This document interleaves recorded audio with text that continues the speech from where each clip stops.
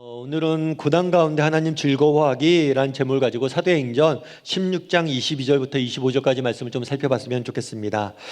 여러분, 좋은 일이 있을 때와 나쁜 일이 있을 때, 좋은 일이 있을 때 즐거워하기가 쉬울까요? 나쁜 일이 있을 때 즐거워하기가 쉬울까요? 좋은 일이 있을 때 즐거워하기 쉽죠. 근데 사실 좋은 일이 있을 때 즐거워하는 게 또 쉬운 문제는 아니에요. 정말 인생에 좋은 일이 있고 기뻐할 일이 있음에도 불구하고 기뻐하지 못하는 사람들이 많습니다. 감사하지 못하고 기뻐하지 못하는 사람들이 많습니다. 그 이유는 무엇보다도 감사하고 기뻐하는 훈련이 안 됐기 때문이에요. 그러니까 여러분들이 한번 정직히 돌아보세요. 난 정말 좋은 일이 생겼을 때, 내 인생 기쁜 일이 생겼을 때 참 기뻐하고 감사할 줄 아는 사람인지, 여전히 내 인생에 부족한 무엇인가를 바라보면서 기쁨을 누리지 못한 사람은 아닌지 우리가 점검해 봐야 돼요. 그래서 좋은 일이 생겼을 때 기뻐하는 것도 실력입니다. 실력이. 그런 실력을 여러분들이 갖춰야 돼요. 그럼에도 불구하고 우리가 좋은 일이 생겼을 때보다는 나쁜 일이 생겼을 때보다는 좋은 일이 생겼을 때 더 즐거워하기가 쉽겠죠. 좋은 일보다는 나쁜 일이 생겼을 때 우리가 즐거워하기가 쉽지는 않은 것 같아요. 그런데 오늘 본문에 보면 25절에 이렇게 되어 있습니다. 우리 25절 말씀 같이 한번 읽어볼까요? 한밤중에 바울과 실라가 기도하고 하나님을 찬송하며 죄수들이 듣더라. 오늘 본문에 보면 바울과 실라가 기도하고 찬송하는 모습을 보게 돼요. 그래서 우리는 바울과 실라는 사도고 또 초대교회 지도자고 전도자고 그래서 찬송할 수 있고 기도할 수 있겠지라고 생각하기 쉬워요. 그런데 사실은 쉬운 게 아닙니다. 오늘 본문에 보면 한밤중에 되어 있잖아요. 밤중에 이 사람들이 기도하고 찬송했어요. 특별히 이 밤중에 어디에 있었냐면 감옥에 있었어요. 바울과 실라는 그 당시 전도여행을 다니고 있었습니다. 그런데 바울과 실라가 전도하고 이렇게 복음을 전하는데 그걸 못마땅히 여기는 사람들이 있었어요. 그런 사람들이 바울과 실라를 모함한 거죠. 그리고 관아에 고발한 거예요. 그래서 결국에 관아에 끌려가서 뭘 한 거예요? 바울과 실라가 두들겨 맞습니다. 하루 종일 매를 맞아요. 그런 다음에 감옥에 갇히게 된 거예요. 하루 종일 매 맞고 정말 언제 풀려날지 모르는 상태로 감옥에 있는 거예요. 그러면 이런 감옥에 갇힌 상태에서 찬송하고 기도하기가 쉽겠습니까? 어렵겠습니까? 기도는 할 수 있겠죠. 그런데 정말 그곳에서 즐겁게 하나님을 찬양하고 찬송하는 것은 쉬운 문제가 아니에요. 그렇다면 어떻게 하면 바울과 실라가 이 감옥에서도 고난 중에도 찬송하고 기뻐할 수 있을까요? 즐겁게 노래할 수 있었을까요? 이 부분에 대해서 오늘 저는 여러분과 함께 좀 이야기를 나눠봤으면 좋겠습니다. 그래서 우리도 이 땅을 살다 보면 부득이하게 고난과 역경을 경험하게 되는데 그런 인생의 어려움 속에서 어둠 속에서 인생의 한밤중에 어떻게 하면 하나님을 찬양할 수 있을지 어떻게 하면 우리가 즐거워할 수 있을지에 대해서 몇 가지 이야기를 좀 나눠봤으면 좋겠습니다. 우리 마태복음 5장 4절 말씀 같이 한번 읽어볼까요? 같이 읽도록 하겠습니다. 애통하는 자는 복이 있나니 그들이 위로를 받을 것이며. 애통하는 자는 복이 있다라고 이야기합니다. 성경에는 슬픔, 우리가 이 땅을 살다 보면 기쁨도 있고 슬픔도 있고 여러 가지 감정들을 느끼는데 성경에는 이 슬픔을 나타내는 단어가 9가지가 등장을 해요. 9가지 종류의 슬픔에 대해서 이야기합니다. 그런데 여기서 말하는 애통은 이 9가지 중에서 단계가 가장 심한 거예요. 가장 깊은 거예요. 가장 큰 슬픔을 나타낼 때 쓰는 표현이 이 애통입니다.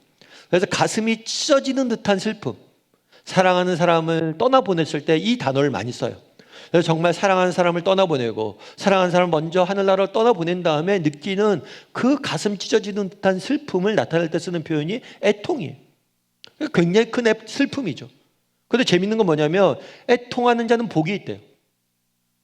야, 너 그렇게 큰 슬픔이 있는 게 너에게 복이다. 오히려 잘 됐다. 너 슬퍼? 정말 눈물 날도록 가슴이 찢어져도 슬퍼? 그거 잘된 일이야 라고 이야기하는 거예요. 이상한 일이죠. 아이러니한 일이에요. 왜 이렇게 큰 애통에 슬픔에 빠져 있는 사람에게 성경은 잘 됐다고 이야기하는 걸까요? 야, 너 복 받았어 라고 이야기하는 건가요? 그 이유는 뭐예요? 그들이 무엇을 받을 것이기 때문에? 위로를 받을 것이기 때문에. 네가 때로는 슬픔에 빠질 수도 있고 정말 큰 애통에 빠질 수도 있지만 그것이 너에게 오히려 유익이란 거예요. 왜요? 그것으로 인해서 너는 더 큰 하나님의 위로를 받을 수 있기 때문이란 거예요. 존 웨슬리라는 목사님이 계세요. 존 웨슬리라는 목사님은 감리교를 만드신 목사님이에요. 저희 교회는 장로교회예요. 그런데 여러분들이 보다 보면 감리교를 보게 돼요. 그래서 이 감리교는 전 세계에 퍼져 있는 교단의 하나입니다. 그런데 그 교단의 하나를 만드신 분이니까 얼마나 하나님 앞에 귀히 쓰임 받은 목사님이세요. 그런데 이 웨슬리라는 목사님이 하나님 앞에 귀히 쓰임 받았는데 형제들이 많았어요. 그런데 이 형제들도 한결같이 하나님 앞에 크게 쓰임 받았습니다. 그러다 보니까 아무래도 이 존 웨슬리의 어머님이 수잔나 웨슬리예요. 이 수잔나 웨슬리의 교육에 대해서 많은 사람들이 관심을 가졌습니다. 왜냐하면 아이들을 잘 키웠으니까 믿음 안에서. 그런데 한 번은 수잔나 웨슬리에게 어떤 기자가 질문을 했어요. 어떤 질문을 했냐면 웨슬리 여사님 자녀들이 모두 하나님 앞에 잘 키워졌는데 그 자녀들 중에서 제일 사랑스러운 자녀, 제일 이쁜 자녀가 누구예요? 라고 물은 거예요. 여러분에게 이런 질문하면 어떤 생각이 드세요? 애들이 있는데 누가 제일 이뻐요? 라고 물으면 뭐라고 대답하겠어요? 정신없는 소리 한다고. 다 이쁘지 뭐. 그래서 다 이쁘죠. 아이는 다 이뻐요. 사실은 우문이죠. 그런데 이 수잔나 웨슬리가 굉장히 현답을 합니다. 뭐라고 얘기하냐면 아픈 아이가 있다면 그 순간은 그 아이가 가장 사랑스럽고 집 나가서 돌아오지 않은 아이가 있다면 그 순간은 그 아이가 가장 사랑스럽고 정말 어떤 인생의 고난 가운데 절망에 빠져 있는 아이가 있다면 그 아이가 그 순간에는 가장 사랑스럽다라고 이야기를 한 거예요. 멋진 표현이죠. 하나님도 마찬가지입니다. 하나님 우리를 사랑하세요. 항상 언제나 우리를 사랑하십니다.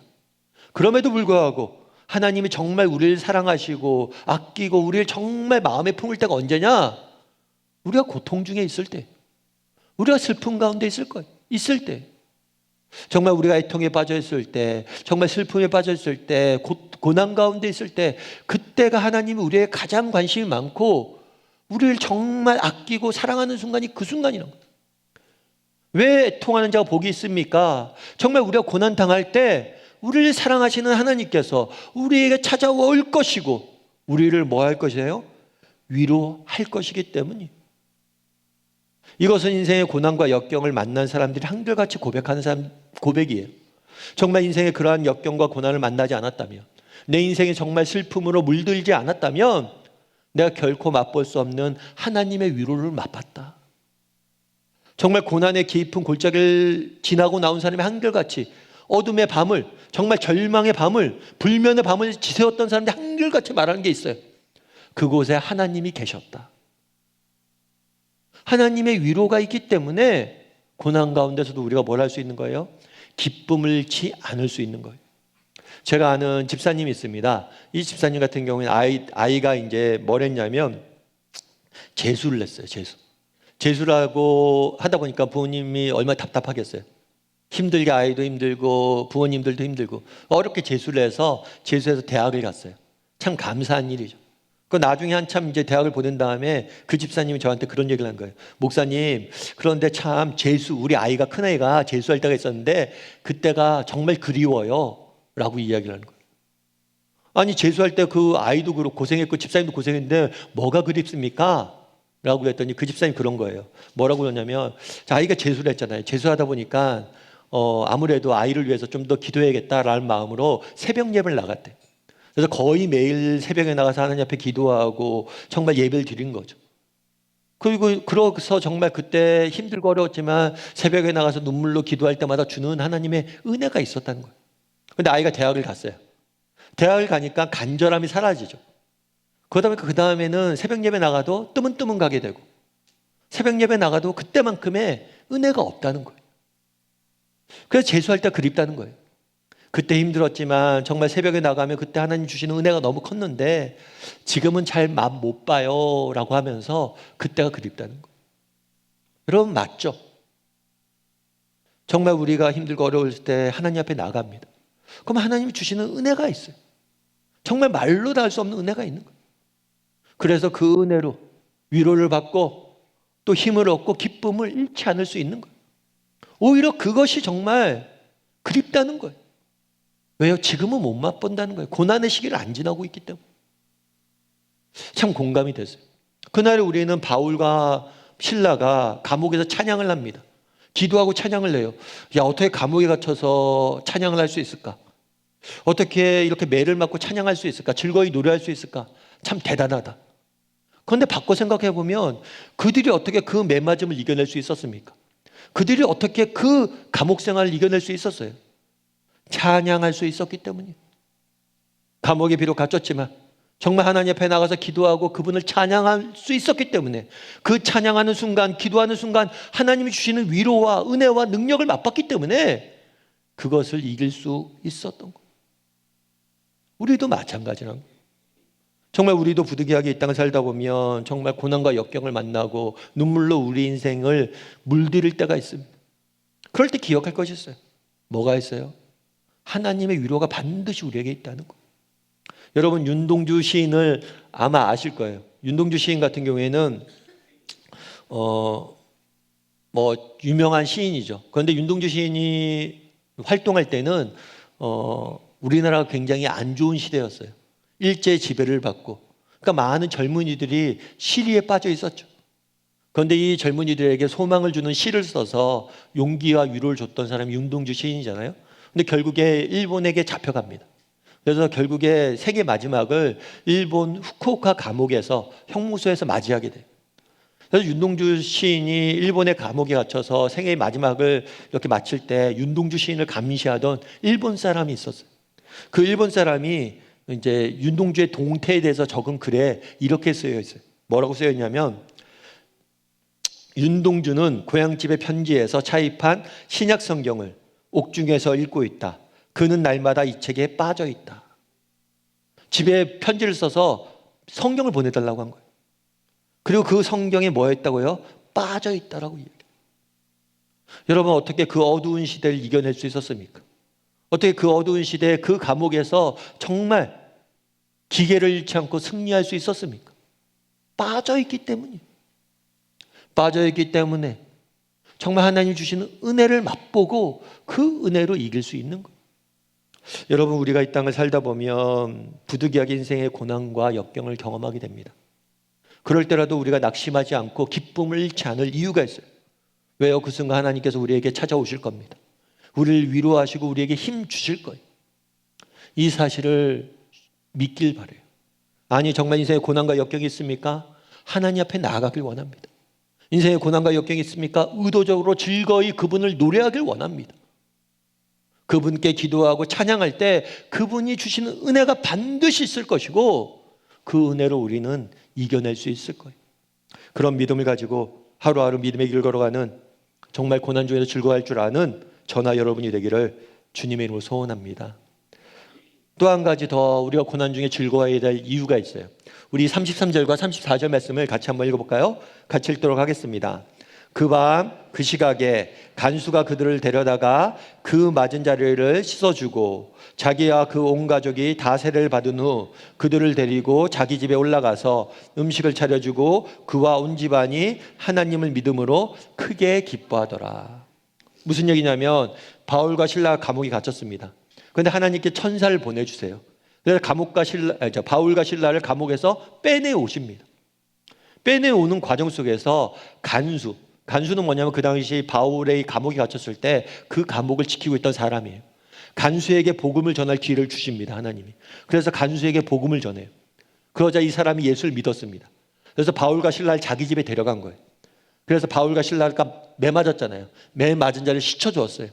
그리고 온 가족이 바울에게 뭘 받아요? 세례를 받아요. 예수님을 믿은 거예요.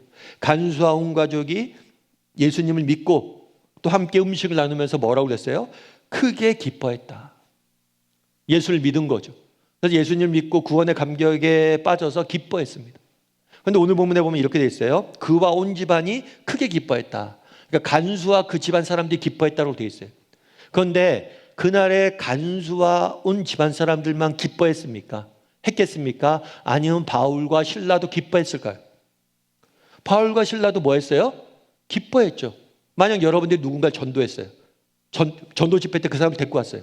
그럼 그 사람을 위해서 기도하는데 그 사람이 예수를 믿고 벌떡 일어나요. 저 예수 믿겠다고 손들어요. 그 기뻐요, 안 기뻐요? 해봤어야지 알죠. 전도를 해봤어야지 알죠. 전도해봐서 전도해서 이 사람이 믿었을 때 얼마나 기쁜지 해봐야지 우리가 알죠. 크게 기뻐했다고 그러는데 간수만 기뻐했던 게 아니에요. 그 가족만 기뻐했던 게 아니에요. 바울과 실라가 얼마나 기뻐했겠습니까? 그 모습을 보고 생각해 보세요. 하나님께서는 바울을 감옥에 보냈습니다. 바울 입장에서는 왜 이곳에 보냈을까? 왜 나는 억울하게 하나님께서 전도하고 열심히 하나님을 위해서 사역하는데 이런 어려움들 내게 허락하셨을까? 궁금했을 거예요. 그런데 그렇지 않아요. 그곳에 가지 않았으면 결코 만날 수 없는 사람들을 만나게 하십니다. 그리고 그 사람들에게 복음을 전하게 하십니다. 그리고 정말 그 사람들 만나지 않았으면 누리지 못했을 너무나 큰 기쁨을 누렸다라고 이야기를 해요. 그날의 사도행전 16장은 바울이 감옥에 갇힌 이야기를 합니다. 그런데 감옥에 갇힌 이야기가 뭘로 끝나요? 크게 기뻐했다로 끝나는 거예요. 정말 왜 우리가 고난 중에 역경 중에 기뻐할 수 있습니까? 우리는 다 알 수 없잖아요. 하나님께서 이 뒤에 우리를 위해서 어떤 그림을 그리고 계실지. 정말 선하신 하나님께서 정말 지금 힘들고 어렵지만 이 모든 것을 합력해서 선을 이루어 가시는 큰 그림, 그것들이 있기 때문에 우리는 정말 고난 중에도 기쁨을 잃지 않을 수 있는 거예요. 여러분, 믿음은 무엇입니까? 믿음은 보이지 않는 것들을 믿는 게 믿음이에요. 정말 우리 하나님은 지금 보이지도 않지만 정말 우리를 위해서 일하고 계시고 언젠가 그 보이지 않는 하나님의 큰 그림을 우리가 확인하게 될 거예요. 그렇기 때문에 우리는 뭘 할 수 있는 거예요? 고난 중에도 기뻐할 수 있는 겁니다. 청교도 사역자인 하우는 이런 이야기를 해요. 뭐라고 이야기하냐면 의인의 축복이라는 책에서 이렇게 씁니다. 장차 영원한 기록이 공개되고 우리가 궁금했던 심오한 지혜와 은밀한 계획과 사역의 결과가 밝히 드러날 것이다. 그 모든 것을 알게 됐을 때 얼마나 황홀하겠는가. 아마도 저것 좀 봐. 저런 계획이 있었다니. 그토록 복잡하고 당혹스러웠던 일들이 저렇게 절묘하게 연관을 맺고 서로 의존하고 있을 줄이야. 나중에 우리는 그 그림을 보게 된다는 거예요. 장차 우리는 앞으로 보게 될 거라는 거예요. 하나님의 큰 그림을. 아, 저런 계획이 있었고 저런 그림이 있었구나. 아, 이 모든 것이 이렇게 맞아떨어지는구나. 우리의 고난이 헛된 게 아니구나. 말할 날이 있다는 거예요. 제가 아는 집사님이 계십니다. 이 집사님은 지금 장로님이 되셨어요.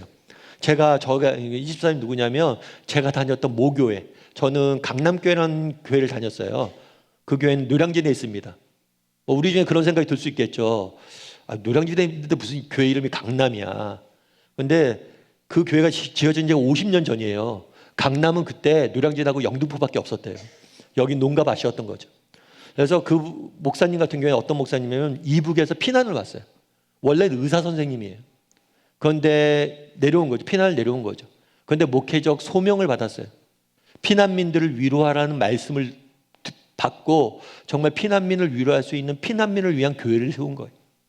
여러분, 피난 와서 사는 것도 힘든데 피난 와서 교회를 짓고 교회를 섬기는 게 쉽겠습니까? 어려워요.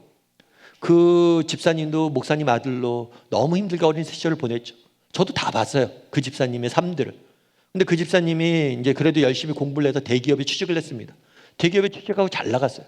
잘 나갔는데 40대 중후반에 뭐가 있었냐면 뇌출혈이 왔어요. 그래서 그 집사님이 쓰러진 거예요. 그것 때문에 휴직하고 복직했는데 말도 좀 어눌해지고 그러다 보니까 장애가 좀 있다 보니까 회사 일도 제대로 못한 거죠. 승진해서 누락되고 동기들은 다 승진하고 한직으로 쫓겨나고 얼마나 힘들겠어요. 그런데 그렇죠, 힘들죠. 그리고 얼마나 원망이 많았겠어요. 그 집사님에서 그 목사님이 아버지 되신 목사님이 얼마나 기도했겠어요.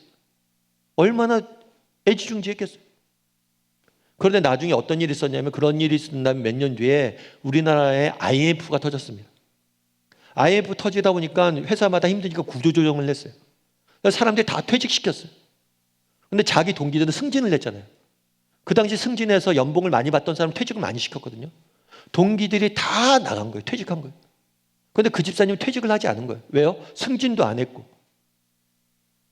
그러다 보니까 퇴직이 안 된 거예요. 그럼 나중에 그런 얘기를 하더라고요. 아무래도 하나님의 뜻이 있었던 것 같다. 이 회사에 날 남겨놓기 위해서 그랬던 것 같다. 내가 이 회사에 남아서 내가 해야 될 일이 뭔지 고민이다. 그 얘기 하셨거든요. 그래서 그 회사에 정년까지 다 하셨어요. 정말 뭐 대단한 일을 하지 않았지만 정말 회사 내에 많은 사람들이 위로도 주고 견본도 주고 힘도 주고, 아, 저 집사님 저분처럼 내가 좀 살고 싶다, 이런 얘기 많이 들었어요. 그분. 여러분 어떻게 알겠습니까? 무슨 계획이 있는지. 목사의 아들로 태어나서 평생 하나님 나라를 위해서 헌신하는 목사님 아들로 태어나서 고생해서 이제 좀 살만했는데 몹쓸 병에 걸리고 이것도 어떻게 다 이해해요, 지금 당장. 하지만 하나님은 더 큰 그림이 있다는 거. 제가 최근에 읽은 책 중에서 버려지는 시간은 없다라는 책이 있더라고요. 이 책의 내용은 그런 거예요. 이 저자가 고등학교 1학년 때 집이 망합니다. 부모님들이 사업이 망하고 다 신용불량자가 돼요. 그래서 집도 지하방에 반지하로 쫓겨나고 또 가난이라는 현실에 던져진 거죠. 밤마다 빚 갚으라는 독촉 전화가 오고 언제 집에 차 앞닥치가 붙을지 모르고 너무 힘든 시간을 보낸 거예요. 그때 기도했대요. 기도하는데 부자가 되게 해달라는 기도는 나오지도 않았대요. 그저 가난에서 벗어나고 싶다고. 그냥 평범하게만 살고 싶다고. 이 기도를 한 거예요. 그러면서 그 일화를 하나 적는데 어떤 일화를 적냐면 집이 망했으니까 엄마도 나가서 일해야 되잖아요. 주부였는데 나가서 일을 해야 돼요. 주부가 할 수 있는 일이 많지 않은 거예요. 그래서 뭘 했냐면 가사 도우미를 했어요. 다른 집에 가서 집안일을 도와주는 거죠. 그런데 한 번은 그 자기가 일하던 집에서 전화가 왔어요. 어떤 전화가 왔냐면 경찰서에서 아마 연락이 갈 겁니다. 저희 집에 반지가 하나 없어졌는데 조사차 경찰서에서 연락이 갈 거라고. 너무 오해는 하지 마시고요. 저희 집안에 들락날락했던 사람들 모두에게 연락하는 겁니다. 뭐냐면 집안에 반지가 없었어요. 그러니까 거기에 가사 도우미라는 이 집사님을 뭐란 거예요? 의심한 거예요. 그래서 경찰에 신고한 거죠. 그런데 이 얘기를 듣고 이 저자인 딸이 굉장히 화가 났대요. 아니 우리 엄마를 그렇게 도둑으로 오해해? 너무 화가 났대요. 그런데 그날 저녁에 더 슬픈 일이 있었대요. 더 슬픈 일은 뭐냐 했더니 그 책에 써 있어요. 자기 마음속에 그런 마음이 들었대요. 혹시 진짜 우리 엄마가 훔친 거 아니야?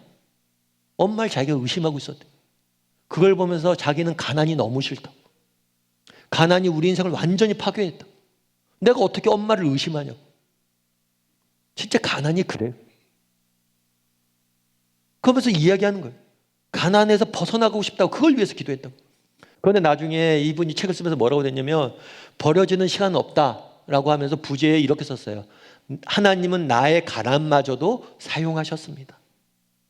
내가 가난이 그렇게 싫었는데 가난이 죽도록 싫었는데 그 가난마저도 사용하셨습니다. 그래서 우리에겐 버려지는 시간은 없습니다. 참 감동이 되더라고요. 여러분 우리도 마찬가지예요. 여러분 우리 인생에 버려지는 시간은 없어요. 왜요? 우리 하나님이 계시잖아요. 언젠가 우리는 발견하게 될 거예요. 그 하나님의 선하신 계획. 바울도 마찬가지예요. 내가 왜 감옥에 가야 돼? 그곳에 가서 하나님이 할 일이 있었던 거예요. 그 시간들을 의미 없게 보내지 않았어요. 우리가 고난과 역경을 만날 때가 있습니다. 어려움을 만날 때가 있어요. 그래도 우리가 기쁨을 잃지 않을 이유가 있어요. 즐거이 노래할 이유가 있어요. 왜요? 우리에게 버려지는 시간은 없기 때문에. 내 지금의 슬픔마저도 눈물마저도 하나님이 사용하실 것이기 때문이에요. 바라기는 우리 다음의 식구들이 정말 이 하나님의 큰 그림에 대한 믿음을 가졌으면 좋겠어요. 그래서 어떤 형편, 어떤 상황 속에서도 버려지는 시간이 없다고 우리는 언젠가 고백하게 될 거예요. 그날을 바라보므로 정말 기쁨을 잃지 않고 즐거이 노래할 줄 아는 저나 여러분이 되기를 주님의 이름으로 소원합니다. 마지막으로 한 가지만 더 살펴봤으면 좋겠어요. 우리 40절 말씀 같이 한번 읽어볼까요? 같이 읽도록 하겠습니다. 두 사람이 옥에서 나와 루디아의 집에 들어가서 형제들을 만나보고 위로하고 가니라. 감옥에 갇혔어요. 감옥에 갇혀서 나와서 간수에게 복음을 전하고 그 온 집안이 믿었어요. 간수네 집에 가서 세례 베풀고 그런 다음에 어디로 갔냐면 루디아의 집으로 갔어요. 루디아는 바울이 마게도냐 지역, 지금 마게도냐 지역에 가서 빌립보 성에 가서 복음을 전했는데 그때 처음으로 믿었던 사람이에요. 그래서 빌립보 교회에 초석을 놨던 사람이에요, 루디아는. 근데 이 루디아의 집이라고 표현했을 때는 아마 이 집을, 자기의 집을 교회로 썼던 것 같아요. 그 당시에는 교회가 많지 않았기 때문에. 그래서 루디아 집에 갔다는 것은 교회에 갔다는 거예요. 교회에 가서 그곳에 사람들이 많이 모여 있을 거 아니에요. 그 형제들을 뭘 했다고요? 만난 다음에 위로하고 가니라. 위로했다고 돼 있어요. 사실 우리는 성경을 보면서 바울이 교회 지도자이기 때문에 많은 사람을 위로하는 모습을 보게 됩니다. 그래서 위로하고 갔구나 이렇게 생각하기에 쉬워요. 그런데 이거는 쉬운 이야기는 아닌 것 같아요. 여러분 다른 사람을 위로하는 게 쉬울까요? 어려울까요? 여러분 쉬울까요? 어려울까요? 어려워요. 이것도 해봐야지 알죠. 위로를 해봐야지 이게 얼마나 힘든지 알죠. 우리도 우리 아이들도 당장 고3도 있고 고1도 있고 그러다 보니까 아빠랍시고 위로를 하잖아요. 그럼 뭐라고 그래 애들이? 아빠는 내가 얼마나 힘든지도 모르고 저런 얘기한다고.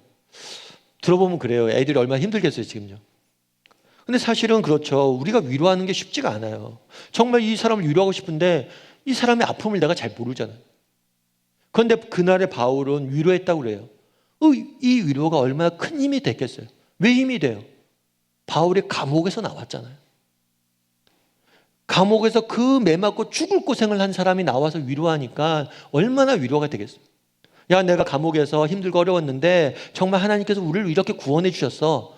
하나님께서 나로 하여금 노래하게 하셨고 하나님께서 내 인생을 이렇게 사용하셨어 라고 하니까 그 말이 얼마나 위로가 되겠어요. 아, 그렇구나.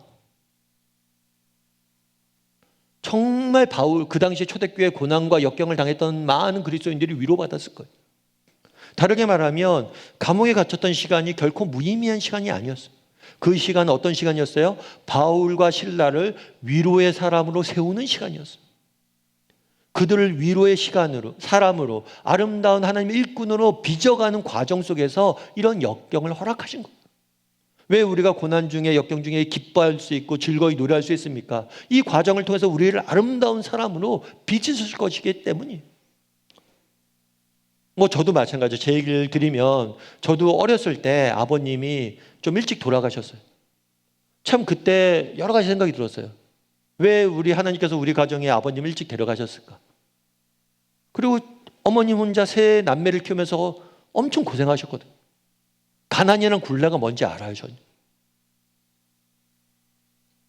그렇게 사셨어요. 너무 힘들게. 왜 아버님을 일찍 데려가시고 우리에게 이런 것들을 삶으로 하셨는지 지금은 저도 다는 모르겠어요. 그 이유에 대해서. 언젠가 하늘나라 가면 알게 되겠죠. 그런데 제가 한 가지 느낀 건 있어요. 그건 뭐냐면 제가 나중에 이제 목회자가 됐잖아요. 목회자가 돼서 개척하기 전에 사랑의 교회에서 섬겼는데 사랑의 교회 사역할 때 저랑 같이 훈련받은 여자 집사님이 있어요. 그 집사님 한번 전화가 왔어요, 저한테. 목사님. 그래갖고 이 집사님 왜 그러세요? 그랬더니만 목사님 저희 남편이 목사님 너무 좋아하잖아요. 그리고 목사님 그래서 설교도 말씀도 너무 좋아하고 목사님 너무 좋아하는데요. 우리 남편 위해서 기도해 주세요. 왜요? 그랬더니만 아침에 나가서 새벽에 쓰러지셨어요. 그런데 병원에 데려갔는데 병원에서 가망이 없다는 거예요. 죽음을 준비하라는 거예요. 그래서 저한테 기도해 달라는 거예요. 그래서 그 남편 집사님 의식도 없죠. 그런데 전화기로 기도해 드렸어요. 그리고 나서 바로 장례가 났어요, 사실. 임종 기도였죠. 장례가 나서 이렇게 장례식장을 갔습니다, 제가. 갔는데 딱 장례식장에 들어왔는데 그 모습이 너무나 많이 봤던 모습이. 왜냐하면 제가 경험했던 거거든요.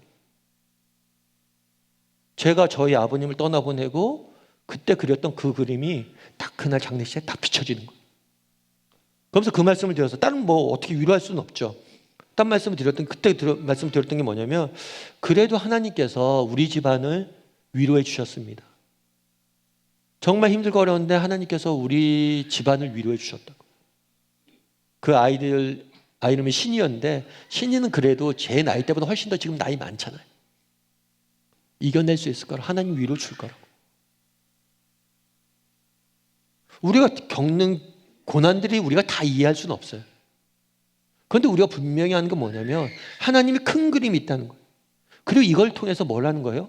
우리를 아름답게 빚으신다는 거예요. 우리로 하여금 무엇인가 일하게 하신다는 거예요. 그날 바울도 마찬가지예요. 바울이 그 고난 속에 들어갔다 나와서 그를 뭘로 세우는 거예요? 위로의 사람을 세운 거예요.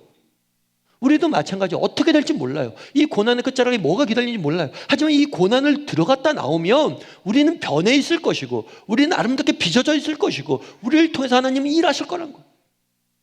그 사실은 분명히 그건 모두가 고백하는 거예요. 그런 확신이 있기 때문에 이 어려움이 있지만 이것을 통해서 하나님 우리를 빚을 거다.